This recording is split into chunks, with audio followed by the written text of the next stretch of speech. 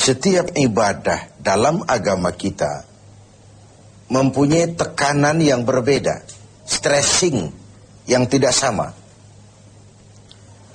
Ada ibadah itu disebut ibadah qalbiyah, ibadah hati. Anggota badan sekalipun tidak banyak ikut berperan. Orangnya bisa saja duduk di meja, sedang berada di kantor menghadapi tamu, tapi di hatinya Allah, Allah, Allah. Itu ibadah hati namanya. Dia bisa berdiri di tepi pantai, melihat lautan luas terhampar membiru. Bukan main lautan ini. Kalau laut saja begini hebat, apalagi yang bikin laut. Wisata seperti itu berpahala. Karena dia tidak mengagumi laut, dia mengagumi yang bikin itu laut. Dia melihat gunung tinggi menjulang ke angkasa, bukan main gunung. Kalau gunung saja begini hebat, apalagi yang bikin itu gunung. Dia tidak memuja dan memuji gunung, dia puja, dia puji yang bikin itu gunung. Wisata rohani namanya, berpahala. Ini ibadah qalbiyah, ibadah hati.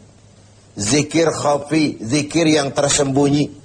Tangannya nulis, ngadepi tamu, tapi hatinya subhanallah, alhamdulillah, wa la ilaha illallah, wallahu akbar. Zikir khafi, zikir yang tersembunyi, ibadah hati. Ada pula ibadah qalbiyah badaniyah. Selain hati, anggota badan. Harta tidak terlalu berperan, tidak terlalu berperan. Misalnya puasa yang sedang kita kerjakan ini. Asal hati berniat, badan mampu mengerjakan, ibadah itu sudah bisa terlaksana.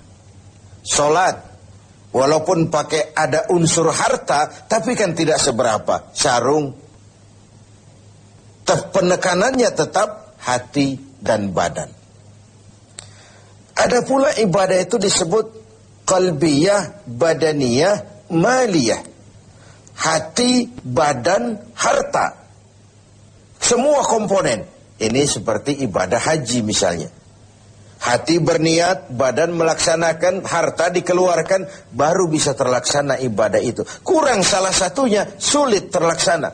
Hati kepengen betul pergi haji. Badan sehat. Uang tidak punya, selamat, ngelamun. Uang banyak, badan sehat, hati tidak kepengen. Oh, liburan akhir tahunnya sih New York, London, Paris, Rome. Tapi ke Mekah tidak pernah sampai. Nah, yang mau kita bicarakan sore ini, ibadah yang justru tekanannya kepada harta, disebut ibadah maliyah. Ibadah harta. Memang harta yang diminta untuk dikeluarkan dalam melaksanakan ibadah itu. Yaitu zakat, infak, dan sedekah. Kesenjangan yang alami adalah sunnatullah. Quran menjelaskan itu. Kami lebihkan rezeki sebagian kamu dari yang lain. Ada yang kaya, ada yang miskin. Ada yang alim, ada pula yang awam. Itu sunnatullah, itu natural of law. Kenapa kesenjangan kita permasalahkan? Karena kesenjangan yang terjadi, kesenjangan struktural. Kita juga menyadari bahwa pemerataan bukan menciptakan manusia Indonesia dengan standar ekonomi yang sama ala komunisme. Rumahnya sama semua, semua punya mobil, semua gajinya sekian. Tidak. Allah melebihkan rezeki sebagian kamu dari yang lain.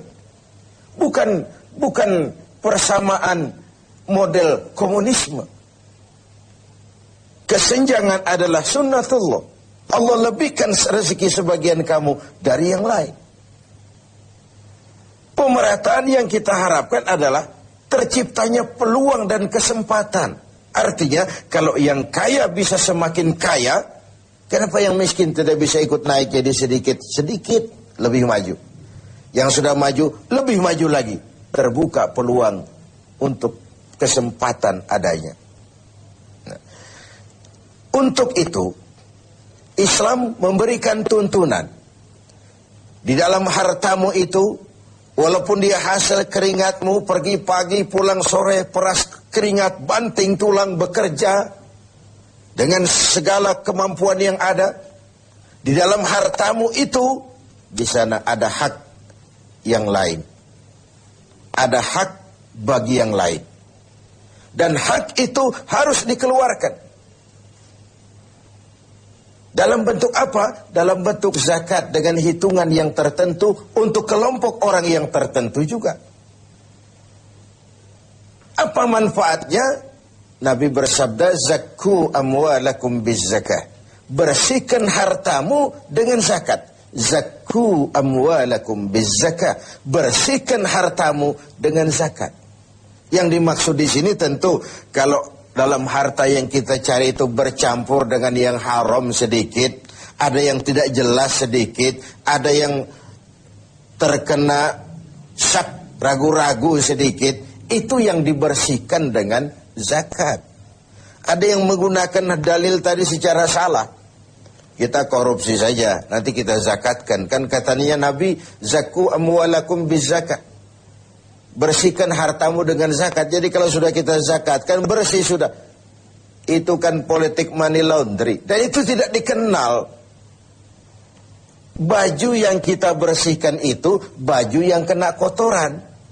Tapi kalau kotorannya sendiri, kan tidak bisa dibersihkan. Bagaimana mau mencuci najis? Yang dicuci, baju yang terkena najis. Najisnya sendiri, dicuci secara apapun, ya tetap najis namanya. Jadi tidak bisalah kita mengambil sesuatu dari yang haram, lalu kita zakatkan, lalu berdalih kepada ini sudah bersih karena sudah dizakatkan. Bukan itu. Nah, zakat fungsinya adalah membersihkan harta. Ibarat bangunan rumah, zakat itu semacam pintu, jendela, lubang angin, AC, kamar mandi, yang fungsinya membersihkan. Membersihkan harta kita kalau dia zakat mal. Membersihkan jiwa kita kalau dia zakat fitrah. Membersihkan tanam-tanaman kita kalau dia zakat zuru'. Membersihkan barang tambang kita kalau dia zakatul ma'adin. Dan seterusnya, dan seterusnya. Nah, kalau kita tidak laksanakan, tidak kita tunaikan, maka Allah akan mencabut keberkahan dari harta yang kita miliki itu. Untuk zakat memang ada haul, ukuran waktunya, dan nisab, ukuran dari jumlah yang harus dikeluarkannya. Terikat dia oleh haul dan nisab. Sedangkan infak tidak ada nisabnya, tidak ada ukuran berapa harus dikeluarkan. Tapi dia terikat oleh sebuah kondisi. Objek sedang berhasil, rezeki sedang lancar, atau mendapat sesuatu yang rezeki yang tidak disangka-sangka, infak. Sedekah tidak terikat apapun, anytime kita bisa melakukannya. Ini ketiganya, baik zakat, infak, sedekah, disebut ibadah maliyah, ibadah harta, ibadah yang memang tekanannya kepada harta itu. Pemirsa TV7 yang berbahagia, keberkahan terletak pada bagaimana kita mencari harta dan membelanjakannya dengan benar. Keberkahan terletak pada mereka yang menerima, mendoakan kita.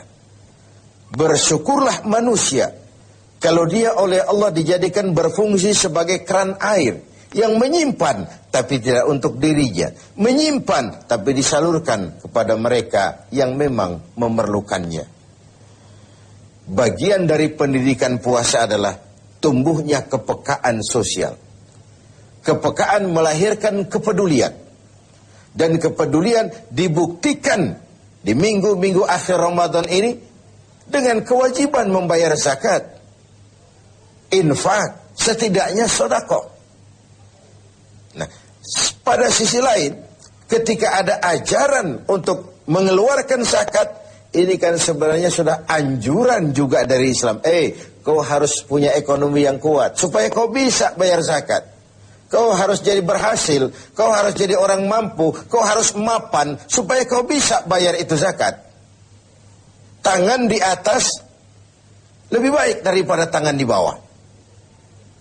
Memberi lebih baik daripada meminta. Walaupun kedua-duanya tentu kalau sama-sama ikhlasnya pun bukan hal yang hina. Pemirsa TV 7 yang berbahagia. Ada kaidah lil wasail hukmul maqasid. Alat dan tujuan menduduki hukum yang sama.